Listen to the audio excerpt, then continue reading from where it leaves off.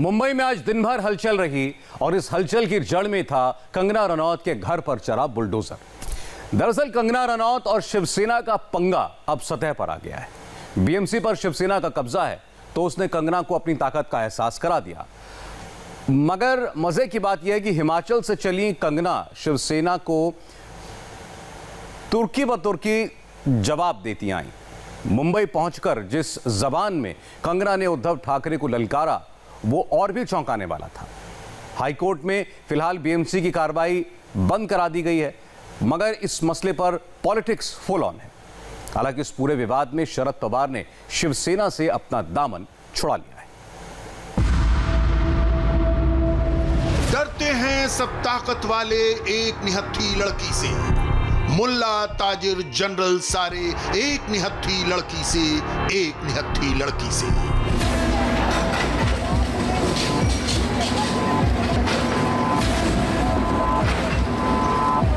बॉलीवुड की बागीबाला कंगना ने शिवसेना से छिड़ी अपनी जंग को यही नैरेटिव दिया है।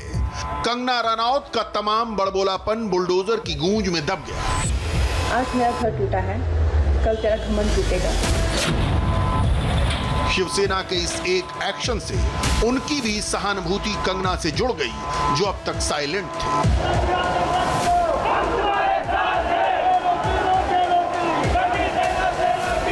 कंगना के घर शिवसेना ने बुलडोजर तो चला दिया।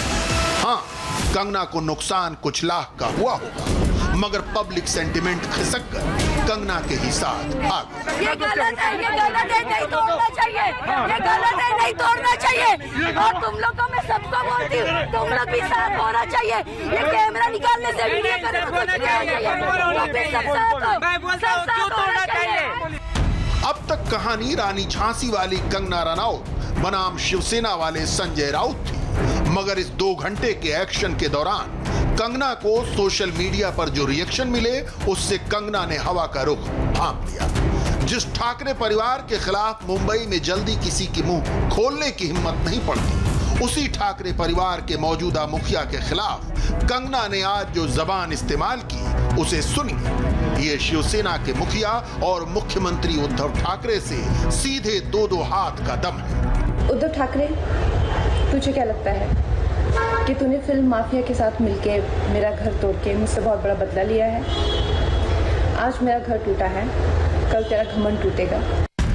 जंग छिड़ चुकी है, इसका एहसास तो सबको था, मगर शिवसेना सत्ता की ताकत का ऐसा इस्तेमाल करेगी इसकी उम्मीद किसी को नहीं थी। पालीहिल में कंगना रनौत के घर कम दफ्तर पर बुलडोजर ही चल गया। इस कार्रवाई को सरकार का संरक्षण था, मुंबई पुलिस का प्रोटेक्शन था और देखते ही देखते कंगना का कंस्ट्रक्शन जमींदोज हो गया। मगर कंगना भी कहां मानने वाली थी। उसने अपनी लड़ाई को देशव्यापी बना दिया, अयोध्या से लेकर कश्मीर तक को इस जंग से जोड़ लिया। ये वक्त का पहिया है, याद रखना, हमेशा एक जैसा नहीं रहता। और मुझे लगता है कि तुमने मुझ पर बहुत बड़ा एहसान किया है, क्योंकि मुझे पता तो था कि कश्मीरी पंडितों पे क्या बीती होगी। आज मैंने महसूस किया है और आज मैं इस देश को वचन देती हूँ कि मैं सिर्फ अयोध्या पे ही नहीं, कश्मीर पे भी एक फिल्म बनाऊंगी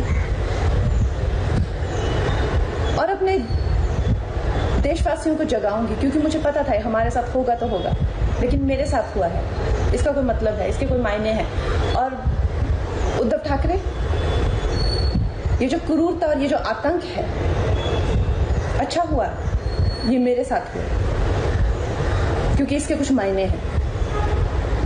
जय हिंद, जय महाराष्ट्र। कंगना का शिवसेना पर बरसना लाजमी है। जिस बीएमसी की कार्रवाई में कंगना का दफ्तर तोड़ा गया, उस बीएमसी पर शिवसेना का सालों से कब्जा है। महाराष्ट्र में उद्धव ठाकरे की सरकार शामिल खाते वाली है। इस सरकार में एनसीपी और कांग्रेस भी शामिल है, मगर बीएमसी में किसी की दखल नहीं है। शिवसेना का होल सोल कब्जा है, वो जो चाहे कर सकती है और उसने कंगना से इसी अंदाज में बदला लिया। एक दिन पहले अवैध निर्माण का नोटिस चिपका, कंगना की ओर से इसका जवाब मिला, जवाब रिजेक्ट हुआ और आनन फानन में बीएमसी का फौज फाटा कंगना के दर पर मौजूद था। अदालत में सुनवाई 12:30 बजे थी और 10 बजे से बीएमसी एक्शन में। 2 घंटे के भीतर कंगना के घर सब कुछ तहस नहस कर दिया गया। जब तक हाई कोर्ट से स्टे लगता, बीएमसी का अमला अपना काम कर गया। इस एक्शन से इतना तो साफ था कि कार्रवाई सिर्फ कानूनी नहीं थी, बीएमसी का बहाना था शिवसेना को कंगना को सबक सिखाना। आए थे लीगली भी, कभी भी आप दूसरी चीजों को नहीं डैमेज कर सकते हो। आप अपनी ड्यूटी परफॉर्म करने के चक्कर में जो आपकी आर्ग्यूमेंट है उसके शेल्टर के अंदर आप दूसरी चीजें तोड़ेंगे, वो नहीं कर सकते हो। इतना लॉजिक तो सबको पता है, ये तो बच्चों को भी पता है, मगर इन्होंने उस पे भी गौर नहीं किया। इन्होंने बाकी चीजें भी तोड़ दी, मतलब कबर्ड से लेके फर्नीचर से लेके टेबल से लेके कांच शीशे सब तोड़ दिए। इस जंग की टाइमलाइन देखेंगे, जंग में शामिल शहसवारों की ललकार सुनेंगे तो समझ में आएगा कहानी पूरी पॉलिटिकल है, किस्सा एकदम सियासी है। इस किस्से में कुछ किरदार सामने हैं, कुछ किरदार ऐसे हैं जो पर्दे के पीछे से एक्टिव हैं। मगर दांव पर मुंबई में शिवसेना का इकबाल है, शिवसेना का हिंदुत्व और राष्ट्रवाद है। जिन्हें लगता है पंगा कंगना ने लिया है, उन्हें एहसास नहीं है कि यह पंगा शिवसेना को भारी पड़ सकता है, क्योंकि शिवाजी महाराज का नाम कंगना भी ले रही है। जय हिंद जय महाराष्ट्र का प्रणाम तो कंगना कर रही है। अच्छा हुआ ये मेरे साथ हुआ, क्योंकि इसके कुछ मायने हैं। जय हिंद जय महाराष्ट्र। कंगना रनौत इस वक्त राष्ट्रवाद के उस चेहरे के साथ सामने आई है जिससे शिवसेना परहेज कर रही है। सरकार में नए सहयोगियों के साथ ताजा सेक्युलर हुई शिवसेना हर कदम फूंक फूंक कर रखती है, मगर कंगना रनौत का वैचारिक रुझान लंबे समय से साफ है। कंगना हिमाचल से मुंबई के रास्ते में थी, मगर उसे पाली हिल से पल पल की खबर मिल रही थी। वहां हो रही तमाम हरकत पर उसकी नजर थी और हर हरकत पर उसका ट्विटर चहक रहा था। बीएमसी की टीम अपने घर धमकने की खबर मिलते ही कंगना ने रास्ते से ही जो धारदार ट्वीट थ्रो किया, पहले उसे देखिए। मणिकर्णिका फिल्म्स में पहली फिल्म अयोध्या की घोषणा हुई। यह मेरे लिए एक इमारत नहीं, राम मंदिर ही है। आज वहां बाबर आया है, आज इतिहास फिर खुद को दोहराएगा, राम मंदिर फिर टूटेगा, मगर याद रख बाबर, यह मंदिर फिर बनेगा, यह मंदिर फिर बनेगा। जय श्री राम, जय श्री राम, जय श्री राम। इस ट्वीट की भाषा में सियासत छिपी हुई नहीं, एकदम बेबाक है। अयोध्या, राम मंदिर, बाबर, इतिहास, मंदिर टूटेगा फिर बनेगा, जय श्री राम।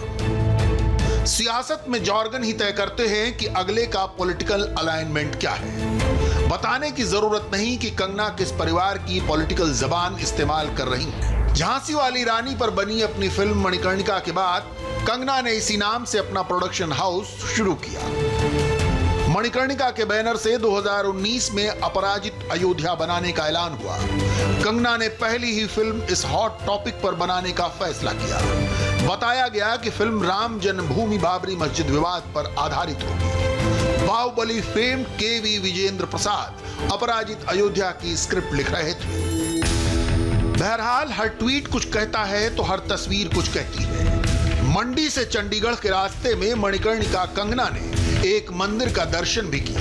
छोटे से इस मंदिर के लिए कंगना का संस्कारी भाव बहुतों के दिल को छू गया। कंगना मंदिर के दर्शन कर रही थी। कंगना अपने ऑफिस को राम मंदिर बता रही थी, तोड़ने वालों को बाबर बता रही थी और बीएमसी के अधिकारियों से जवाब देते नहीं बन रहा था।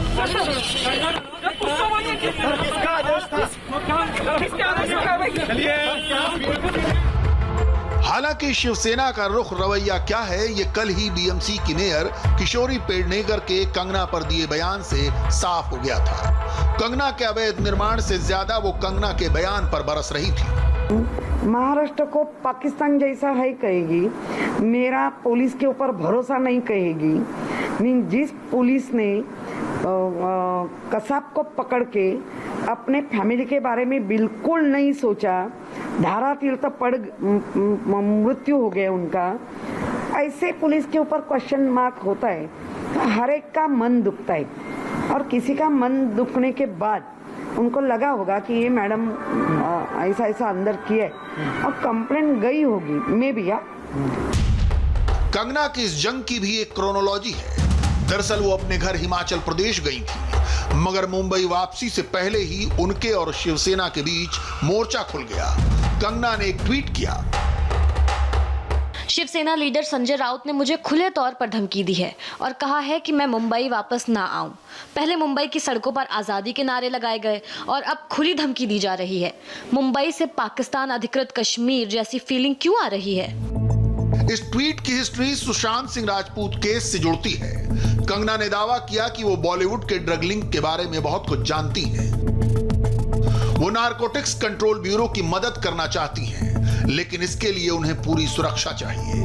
कंगना के इस बयान के बाद बीजेपी नेता राम कदम ने महाराष्ट्र सरकार से कंगना को सुरक्षा देने की मांग की, जिसके बाद कंगना ने कह दिया कि उन्हें केंद्र सरकार से सुरक्षा चाहिए।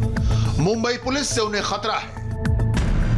इसी के बाद संजय राउत ने सामना में लिखा कि इतना खतरा है तो कंगना मुंबई ना आए। कंगना के ट्वीट पर संजय राउत बैकफुट पर आ गए और उन्हें सफाई तक देनी पड़ी। इसी बीच केंद्र सरकार ने कंगना को वायु श्रेणी की सुरक्षा देने का ऐलान कर दिया। इसकी सबसे पहली झलक कंगना के मंडी से मुंबई वापसी के दौरान नजर आई। आमतौर पर बॉलीवुड सेलिब्रिटीज अपनी सिक्योरिटी का इंतजाम खुद करते हैं। कंगना की चौकसी में सरकारी फौज फाटा लगा था।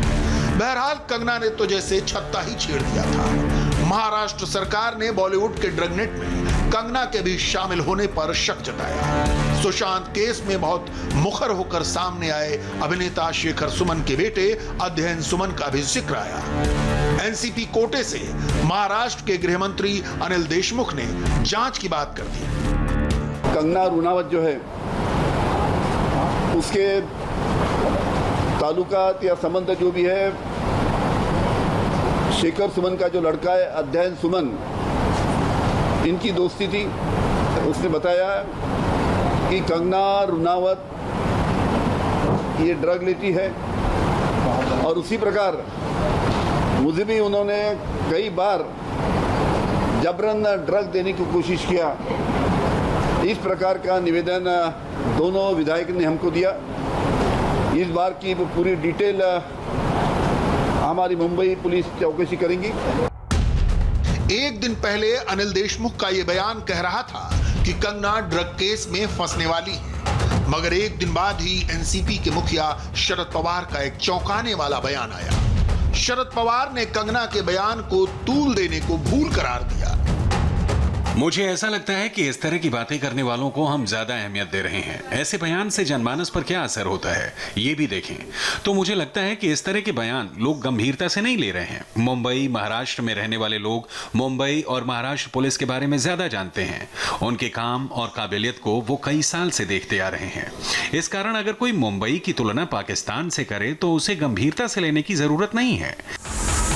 शरद पवार महाराष्ट्र की शामिल खाता सरकार के संरक्षक हैं। आजकल मातोश्री के भी मेंटोर हैं। उनके बयान का संदेश साफ है, एनसीपी को इस लड़ाई से दूर रहना है। ये जंग केवल शिवसेना और कंगना के बीच है। कांग्रेस हर मामले की तरह इस मामले में भी खामोशी अख्तियार किए बैठी है। केंद्र सरकार ने अपना काम कर दिया है।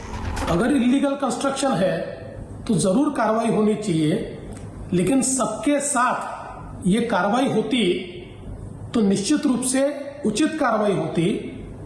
किसी ने आपके खिलाफ बात कही, इसलिए जब आप कार्रवाई करते हो तो ये कायरता है, बदले की भावना है, और महाराष्ट्र में इस प्रकार की भावना का कोई सम्मान नहीं हो सकता।